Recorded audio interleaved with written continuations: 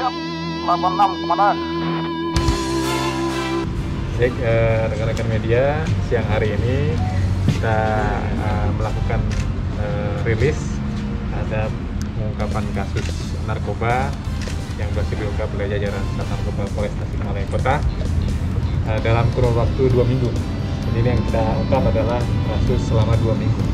Dengan hasil yang kita ungkap ada 6 kasus, baik penyalahgunaan narkoba maupun obat terlarang. Dari 6 kasus ini kita amankan 7 tersangka, yaitu 2 diantaranya adalah pengguna dan 5 diantaranya adalah pengedar. Dengan barang bukti yang kita amankan yaitu adalah sabu-sabu sebanyak 26,22 gram, kemudian psikotrapika yaitu 13 tablet Florilex Clozapine banyak 25 mg, dan obat keras yaitu tramadol sebanyak 164 tablet dan Heximer 675 tablet. Yang berhasil kita ungkap, yang selama 2 minggu ini kita lakukan upaya pengungkapan kasus, baik yang dilakukan oleh para pengguna maupun pengedar yang ada di Tasikmalaya.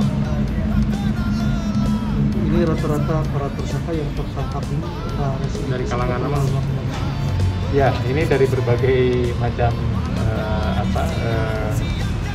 latar belakang kerjaan, jadi tidak secara spesifik kepada pekerjaan tertentu. Dan di antara yang kita amankan ini tidak ada yang residivis, namun salah satu yang kita amankan yang inisial JJ, yaitu pengedar dari tramadol dan Heximer, yang kebetulan yang bersangkutan adalah tergabung dalam geng motor sebagai wakil ketua. Nah, dengan ditangkapnya inisial JJ ini juga kita dalami bahwa yang dilakukan oleh tersangka JJ ini memberikan atau menjual obat-obat keras kepada anggota dalam geng motornya.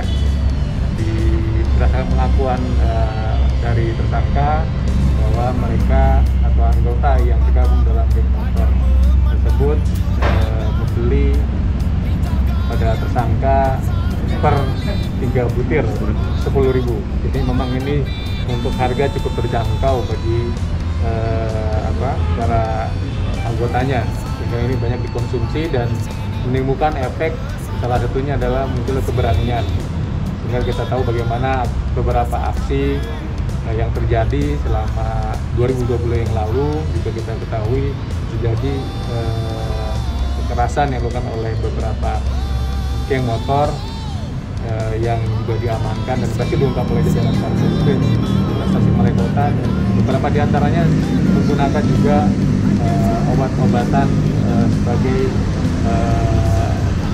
penenang atau sehingga muncul keberaniannya untuk melakukan aksi-aksi. Doping loh kan? Ya, jadi memang ini obat penenang ini juga kalau digunakan muncul keberanian, sehingga mereka anak-anak remaja yang kemarin kita amankan secara fisik kita lihat memang masih anak-anak, tapi pada saat di jalan menggunakan alat tajam, senjata tajam dan sebagainya, bersama-sama dengan kelompoknya melakukan kekerasan, upaya-upaya tindak kejahatan, dan timbul keberanian karena salah satunya juga ada pengaruh dari obat-obat yang dikonsumsi. Dan kemudian sudah berapa lama tersangka melakukan peredaran obat ini? Ya, berdasarkan pengakuan dari tersangka yang sudah kita amankan, yaitu saudara JJ ini sudah 3 bulan di jalan. Ini berdasarkan pengakuannya, sehingga kita juga perlu dalami apakah hanya komunitas di kelompoknya saja ataukah juga kepada kelompok-kelompok yang lain. Ini sedang kita lakukan pengembangan. Ada indikasi nggak Dan bahwa mereka sebelum melakukan aksi pengerusakan atau membacokan segala macam, mereka mengkonsumsi atau pesta barang obat ini? Sampai dengan saat ini belum kita temukan ke arah sana, tapi berdasarkan pengakuan dari tersangka JJ bahwa dikonsumsi kepada para anggotanya. Tapi pada saat aksi, mulai aksi ini juga kita masih dalami apakah setiap aksi juga ada pengaruh dari obat-obatan terlarang, ini juga kita sedang melakukan pendalaman, termasuk diantaranya adalah kepada komunitas yang lain, apakah juga ini ada kemungkinan pengaruh daripada obat-obat narkotika maupun obat terlarang lain. Ya, lagi ini barang-barang ini didapat pengakuan dari para pelaku dari mana termasuk sabu dan obat-obatan ini. Iya, berdasarkan keterangan dan pengungkapan yang kita lakukan bahwa yang bersangkutan atau para pelaku, para pengedar khususnya, mereka membeli secara online.